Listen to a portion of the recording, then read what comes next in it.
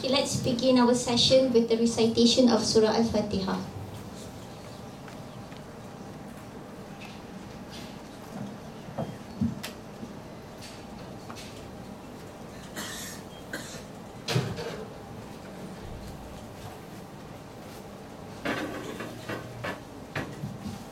Rabbi shrah li sadri wa yassir li amri wahlul 'uqdatam min lisani yafqahu qawli. Okay, welcome everyone to the talk entitled Blockchain: The Way Forward. Okay, so in front of here, you would see that we have Datuk Wira Dr. Rais Hussein Muhammad Arif, who will be our moderator for today. Okay. Dr. Rais is the President and CEO of Amir Research and has been a driving force in championing independently formulated data-driven public policy and was responsible for the first election manifesto to ever trigger a change of government in Malaysia. He has over 2 decades of experience in leadership roles with multinational corporations and is a serial technopreneur. He has worked with the ICT Advisory Panel of Perak, the Pacific Telecommunications Council, and the National Islamic Consultative Council of Malaysia. He has a passion for bringing together the best minds possible to shape the best Malaysia possible. On his left is our speaker, Mr. Dinis Guarda. Okay. He is listed in various global fintech, blockchain, artificial intelligence, and is listed as the top people in blockchain. He has created and helped build ventures focused on global growth, 360 digital strategies, sustainable innovation, blockchain, fintech, artificial intelligence, and new emerging business models such as tokenomics. Mr. Dinis is also the founder or CEO of Zactudium that manages Blocks DNA, Intelligent HQ, and Life's DNA. He is the co-founder of Freedom, a social impact blockchain fashion marketplace, Dragon Block, AI, and fintech fund. He created also Secra, a new financial empowerment platform and fintech marketplace. Okay, so without further ado, I will hand the floor to the moderator, Dr. Rais.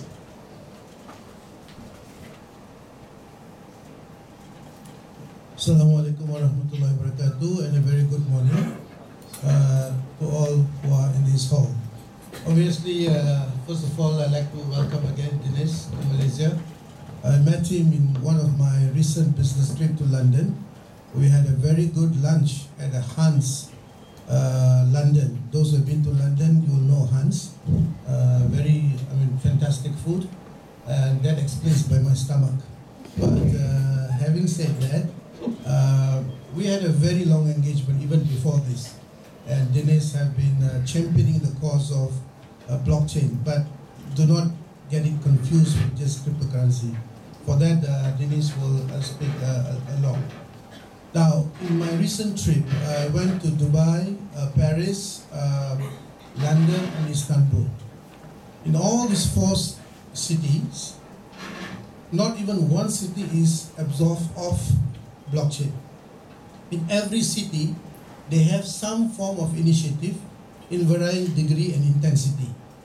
Blockchain is something that is going to be here, is going to be the game changer. And I've invited Dinis to be in Malaysia to speak and to present his ideas and views to the government to see whether blockchain can be a new game changer process in Malaysia. And obviously, he's going to present it to the 3 or 4 ministers next week, and also the 2 largest banks in Malaysia, CIB and Maybank. So we are very lucky indeed. International Islamic University is a university that I can relate very well. I'm an organic product of IUM. I did my matriculation, my bachelor's, my master's, and my doctoral here. Cannot be any organic than me for IUM. So I'm so happy to be back here in this university. I see some of the professors that I know, Prof. Sari, Omar, Prof. Aslam, Prof. Raihan, many more professors here. So it's always nice to back in Malaysia, back in IUM. Now let me just read a little bit about who Dinis is. I think our MC just now made some little thing, but I'll just read this. Yeah, he's a leading strategist and architect in blockchain, regularly featured as top 5 most influential global personality in technology, blockchain, fintech, AI. AI means artificial intelligence, social media list. Dinis has had a prolific career in technology, digital transformation, and fintech. He has created a bank between Malaysia and Africa. He even created a bank between Malaysia and Africa, and worked with likes of UN, Mastercard, Philips, Barclays, IBM, and the list can go on. Truly, we are very lucky to have him here. Let us hear what he has to say. We'll listen to him about half an hour, 45 minutes, and after which we will then open it to Q&A. Let me also reassert that blockchain is something that the present government have seriously working on it, seriously have embarked on it as a game changer for us. We've been always looking for something that can change the games, and this is one thing that we are looking into here. So with that, Dinis, the floor is yours. Thank you so much. So, Salam Alaikum. It's a big pleasure to be here. Education is probably my biggest passion, and I've been teaching probably for more than 15 years, a bit all over the world. So between Africa, Asia, and Europe, where I'm based in London, but I taught as well in Copenhagen Business School, so I've been in a lot of universities as well, from Cambridge to small, big ones all over the world. So you are the future and the present. So you are very responsible for the world we have, and I think for me, you are the ones that have to drive this new world that is quite complex. So what I'm going to be talking is the importance of blockchain, but as well the different areas and the different perspective that exists when I talk about these technologies. And that's why I try to talk about the future of finance, but you can replace the keyword finance by the future of economy, because all of this is interrelated. You cannot separate one thing from the others. And as well, technology is part of who we are and part of our daily activities. Everyone here has a phone that has probably around 50 sensors that is right now monitoring everything we do, from our health to the data of our activities, from our interaction with our family to everything.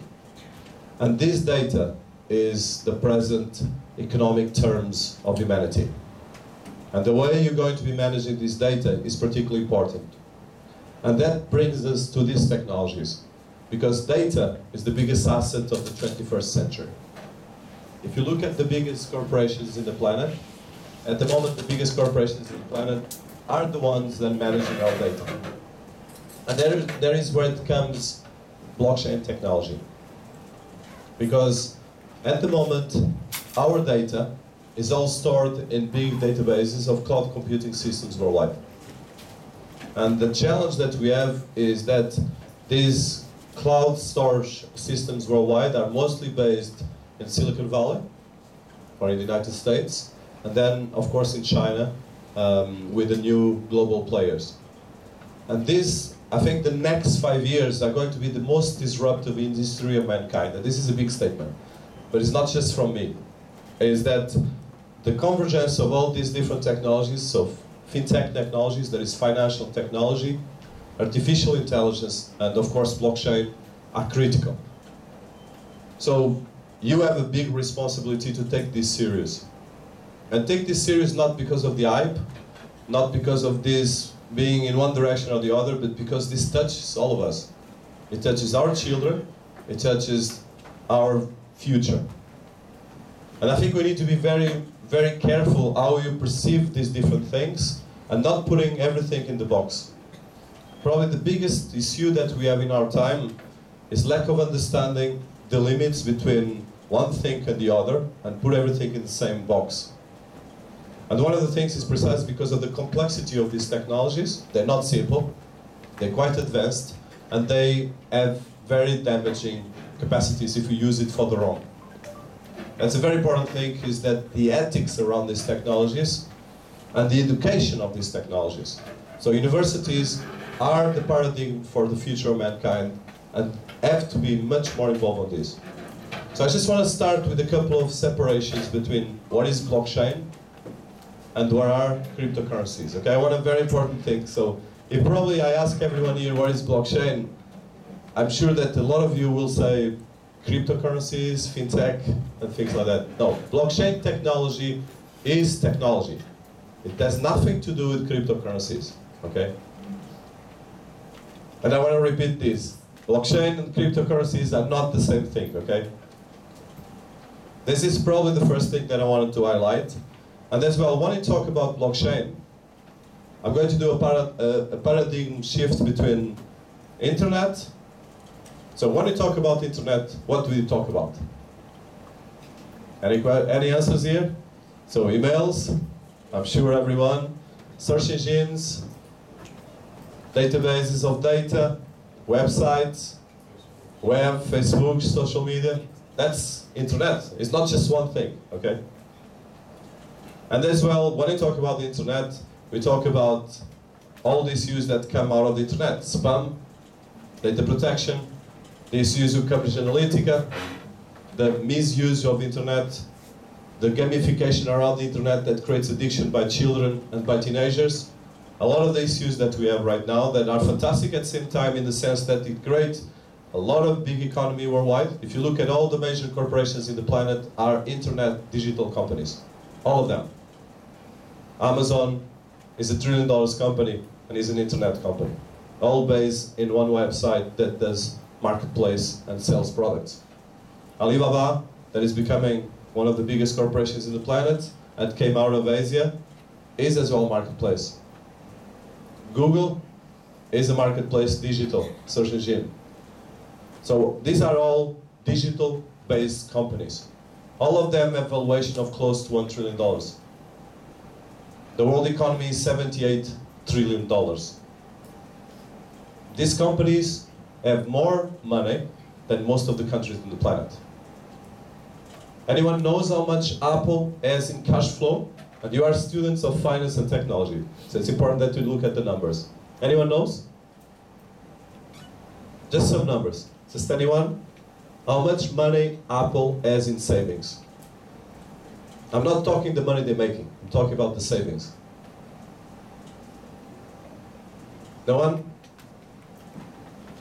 $225 billion. This money is being managed by private funds all over the world. $225 billion. The GDP of Malaysia, you know how it is? It's around $1.1 trillion in terms of some of that, but if you go a bit low, it's 350 around that. So Apple has almost as much money as a country like Malaysia. And I'm talking about the savings. So we need to look at this very serious, okay? It's not just some kind of crazy guy in technology, it's you, it's your future. But it's not just the money that Apple has, and I just mentioned Apple. If I go right now to Amazon, Jeff Bezos alone has $1 billion. Actually, in some data, when the Amazon stock goes up, he has $125 billion himself. And probably his wife, because they're going to separate. But the point here is that this is a lot of money, okay? And the paradox right now is that we have 7 billion people in the world, and we have probably 100 people that have as much money as the other 90%. Of course, this is not correct, and there was always inequality in terms of distribution of money. But the problem right now is that we are in a convergence, and I mentioned here about the future of finance and the future of the economy, but this is the present as well. And I want to start with these kind of dramatic numbers because it's important that you take this serious. Because the big problem that is happening in the last 10 years, and Tim Berners-Lee, the founder of the internet, is right now creating a group of think tank that is about trying to create new value for the internet. Because the internet became a tool that created fantastic things, but it created a lot of very bad things as well. So we need to reframe this, and that's where blockchain comes. The blockchain technology, and the name blockchain is sometimes a bit tricky because it can go in a lot of different directions. And most of people don't have understanding of that they put it in a box. And the worst thing we can do is put in the box. It's like putting the box that all the people from this religion are this or from this country. We cannot put people in boxes. That's the worst thing we can do. We need to respect difference. We need to learn with each other. That's what makes the best times in history of mankind. And Malaysia is a wonderful place. I love Malaysia for a lot of reasons, because you are a country that made coexistence possible. A lot of different people, different cultures, and in the convergence between different cultures and religions. And although you have a predominantly religion, you have as well respect for different cultures. That is very special. And that's not something that you have all over the world. I live in Europe, that is supposed to be the most advanced civilization in a lot of areas, and it has a lot of challenges, as you can imagine. If you go to France, the society is completely divided. I'm in London, and I'm in the middle of a Brexit craziness that even my family, that is geopolitical as well, I don't know what is going to happen. So these kind of stresses that we have around the world are not just one thing versus the other. There's a lot of different things. So let's go back to blockchain. So, as I mentioned, all these different companies that I'm talking about, they created these big amounts of data, okay? But a very, very important thing, where is the data based? So everyone here has your phone, and your phone, I'm sure you're using Android or iOS, and this data is in the service, mostly in the service of these corporations that I mentioned. And these corporations' servers are based in the US, and then they might distribute some servers around the world because of the laws of each country. But they own the data. And this is the fundamental problem that we have right now, is that not only these companies have a huge amount of cash, piles of cash. For instance, just for you to see, I mentioned Apple $225 billion of cash reserves. For instance, Germany as a country has around 150 billion euros of reserves.